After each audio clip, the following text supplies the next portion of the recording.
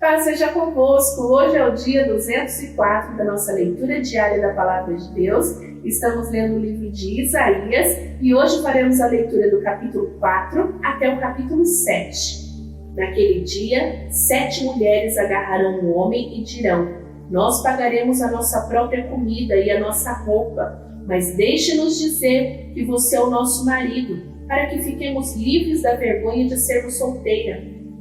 Naquele dia, o ramo novo que o Senhor Deus plantar crescerá forte e bonito, e os moradores de Israel que continuarem vivos ficarão alegres e orgulhosos por causa das ricas bênçãos que vão receber. Aqueles de Jerusalém que Deus escolher para continuarem vivos serão chamados de povo santo. O Senhor julgará e castigará Sião. Ele purificará a cidade de toda impureza e de todos os crimes de morte. Então, sobre o monte Sião e sobre o povo ali reunido, o Senhor estenderá uma nuvem durante o dia e chamas de fogo e fumaça durante a noite. A glória de Deus cobrirá e protegerá o seu povo. De dia, ela será uma sombra para protegê-los do calor. E quando vierem as chuvas e as tempestades, será também um abrigo e uma proteção. Vou cantar agora para o meu amigo uma canção a respeito da sua plantação de uvas. O meu amigo fez essa plantação no lugar onde a terra era boa. Ele cavou o chão, tirou as pedras e plantou as melhores mudas de uva. No centro do terreno, ele construiu uma torre para o vigia e fez também um tanque para esmagar as uvas. Esperava que as parreiras dessem uvas boas, mas deram somente uvas azedas. Agora, o meu amigo diz: moradores de Jerusalém e povo de Judá, digam se a culpa é minha ou da minha plantação de uvas. Fiz por ela tudo o que podia. Então, por que produziu uvas azedas em vez de uvas doces que eu esperava? Agora eu lhes digo que o que eu vou fazer com a minha plantação de uvas: vou tirar a cerca, derrubar os muros que a protegem e vou deixar que os animais invadam a plantação e acabem com as parreiras. A plantação ficará abandonada e as parreiras não serão podadas e a terra não será cultivada. E o mato e os espinheiros tomarão conta dela. Também darei ordem às nuvens para que não deixem cair chuva na minha plantação. A plantação de uvas do Senhor Todo-Poderoso, as parreiras de que ele tanto gosta, são o povo de Israel e o povo de Judá. Deus esperava que eles obedecessem a sua lei, mas ele os viu cometendo crimes de morte. Esperava que fizessem o que é direito, mas só ouviu as suas vítimas gritando por socorro. Ai de vocês que compram casas e mais casas, que se tornam donos de mais e mais terrenos. Daqui a pouco não haverá mais lugar para os outros morarem, e vocês serão os únicos moradores do país.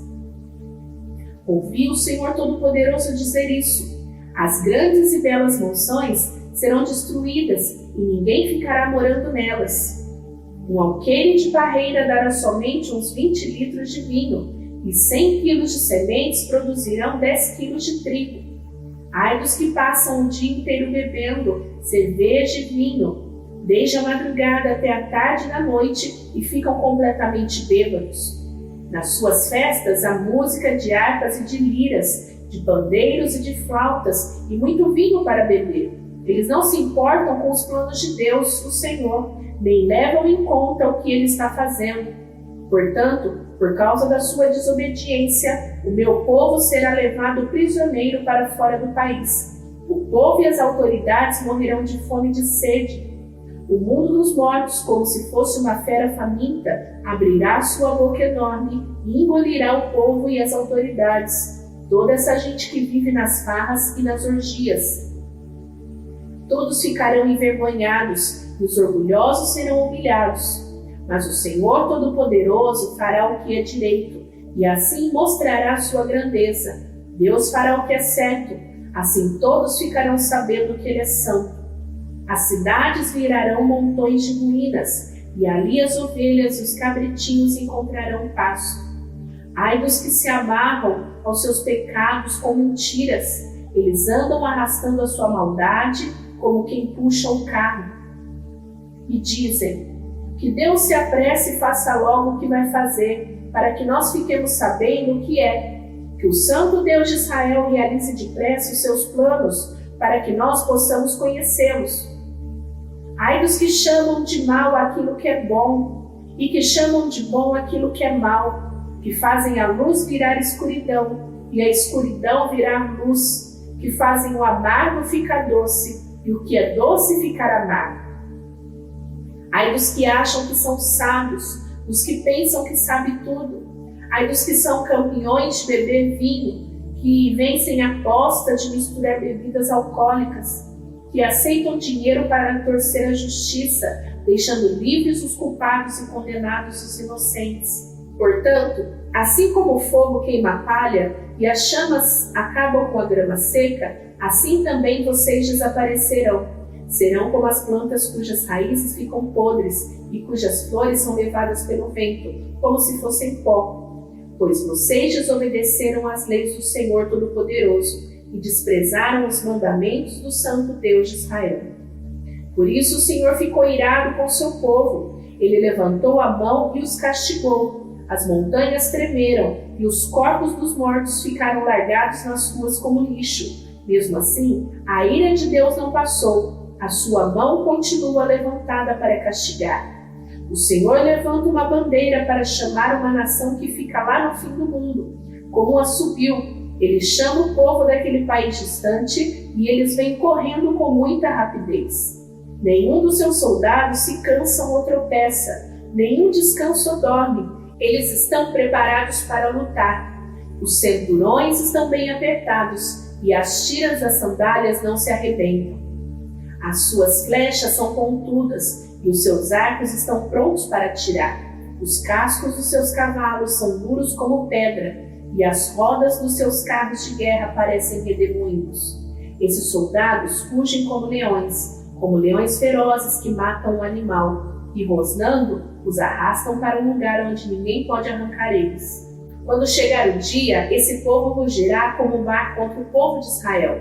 Se alguém olhar para a terra, verá somente escuridão e tristeza, e nuvens negras escondendo a luz. No ano em que o rei Uzias morreu, eu vi o Senhor sentado num trono alto e elevado. O seu manto se estendia pelo templo inteiro, e em volta dele estavam serafins. Cada um deles tinha 6 asas. Com 2 eles cobriam o rosto, com 2 cobriam o corpo, e com as outras 2 voavam. Eles diziam em voz alta uns para os outros: Santo, Santo, Santo é o Senhor Todo-Poderoso. A sua presença gloriosa enche o mundo inteiro. O barulho das vozes dos serafins fez tremer os alicerces do templo, que foi ficando cheio de fumaça. Então eu disse: ai de mim, estou perdido, pois os meus lábios são impuros. Eu moro no meio de um povo que também tem lábios impuros, e com os meus próprios olhos eu vi o Rei, o Senhor Todo-Poderoso. Aí um dos serafins voou para mim, segurando com uma tenaz uma brasa que havia tirado do altar. Ele tocou a minha boca com a brasa e disse: agora que esta brasa tocou seus lábios, as suas culpas estão tiradas e os seus pecados estão perdoados. Em seguida, ouvi o Senhor dizer: quem é que eu vou enviar? Quem será o nosso mensageiro? Então respondi: aqui estou eu, envia-me a mim. O Senhor Deus me disse: vá e diga ao povo o seguinte: vocês podem escutar o quanto quiserem, mas não vão entender nada. Podem olhar bem, mas não enxergarão nada. Isaías, faça com que esse povo fique com a mente fechada, com os ouvidos surdos e com os olhos cegos, a fim de que não possam ver, nem ouvir, nem entender. Pois se pudessem, eles voltariam para mim e seriam curados. Até quando isso vai durar? Eu perguntei. Ele respondeu: até que as cidades sejam destruídas e fiquem sem moradores, as casas fiquem completamente vazias e os campos sejam arrasados. Eu, o Senhor, mandarei o povo para longe deste país, e as cidades ficarão vazias. E mesmo que fique no país uma pessoa em 10, ela também será morta, e os que restarem serão como o toco de um carvalho que foi cortado. O toco representa um novo começo para o povo de Deus. No tempo em que Acás, filho de Jotão e neto de Uzias, rei de Judá, Rezim, rei da Síria, e Peca, filho de Remalias, rei de Israel, atacaram a cidade de Jerusalém, mas não puderam conquistá-la. Quando o rei Acás soube que os sírios haviam feito um acordo com os israelitas, ele e todo o seu povo ficaram com tanto medo que tremiam como varas verdes. O Senhor Deus disse a Isaías: vá com seu filho Sear-Jazube encontrar-se com o rei Acás. Ele estará na entrada onde os tintureiros trabalham, perto do canal que traz água do açude de cima. Diga ao rei que fique alerta, mas que não perca a calma, que não tenha medo, nem fique desanimado por causa do ódio do rei Rezim, dos sírios e do rei Peca. Eles são menos perigosos do que 2 tições soltando fumaça. Os sírios, junto com o rei Peca, e os israelitas estão fazendo planos para prejudicar o rei Acás.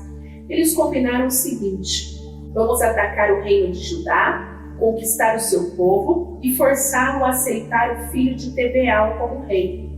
Porém, eu, o Senhor, afirmo que isso não acontecerá, pois a Síria não é mais forte do que Damasco, a sua capital, e Damasco não é mais forte do que o rei Rezim.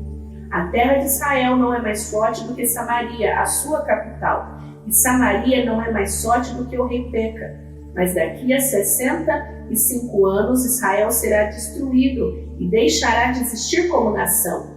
Se vocês não tiverem uma fé firme, não poderão ficar firmes. O Senhor Deus enviou ao rei Acás esta outra mensagem: peça ao Senhor, o seu Deus, que lhe dê um sinal. Este sinal poderá vir das profundezas do mundo dos mortos ou das alturas do céu. Mas Acás respondeu: não vou pedir sinal nenhum, não vou pôr o Senhor à prova. Então Isaías disse: escutem, descendentes do rei Davi, será que não basta vocês abusarem da paciência das pessoas? Precisam abusar também da paciência de Deus? Pois o Senhor mesmo lhe dará um sinal. A jovem que está grávida dará à luz a um filho e porá nele o nome de Emanuel. Quando ele chegar à idade de saber escolher o bem e rejeitar o mal, o povo estará comendo coalhada e mel. Mas, mesmo antes deste tempo, ó rei Acás, as terras daqueles 2 reis que lhe causaram tanto medo ficarão completamente abandonadas. O Senhor Deus vai trazer sofrimento para o Senhor, ó rei, para as pessoas da sua família e para o seu povo. Ele fará isso por meio do rei da Síria, e o sofrimento que este rei vai causar será o pior que já houve desde que o reino de Israel se separou do reino de Judá. Quando chegar aquele dia, o Senhor Deus vai assobiar e chamar os egípcios para que venham, como se fossem moscas, dos lugares mais distantes do Nilo, e assobiará também para os assírios, como um enxame de abelhas venham da sua terra.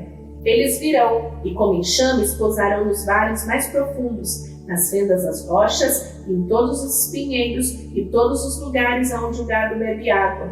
Naquele dia, o Senhor vai contratar um barbeiro, que vive na região que fica no outro lado do rio Eufrates, isto é, o rei da Síria. Ele virá e rapará a barba, e os cabelos e os pelos dos corpos de todos. Naquele dia, quem ficar com uma vaca nova e 2 cabras, terá tanto leite que poderá comer coalhada, e todos os que ficarem com a vida no país comerão coalhada e mel. Naquele dia, o que antes era uma plantação com 1000 pés de uva, valendo 1000 barras de prata, virará um terreno cheio de mato de espinheiros. O país todo ficará coberto de espinheiros, e os homens irão ali caçar com arcos e flechas. E todos os montes, onde antes haviam plantações, ficarão tão cobertos de mato, de espinheiros, que ninguém terá coragem de ir lá. Somente o gado e as ovelhas irão lá para pastar. Finalizamos a leitura de hoje. Amanhã tem mais. Te espero então. Fica com Deus. Beijo. Tchau, tchau.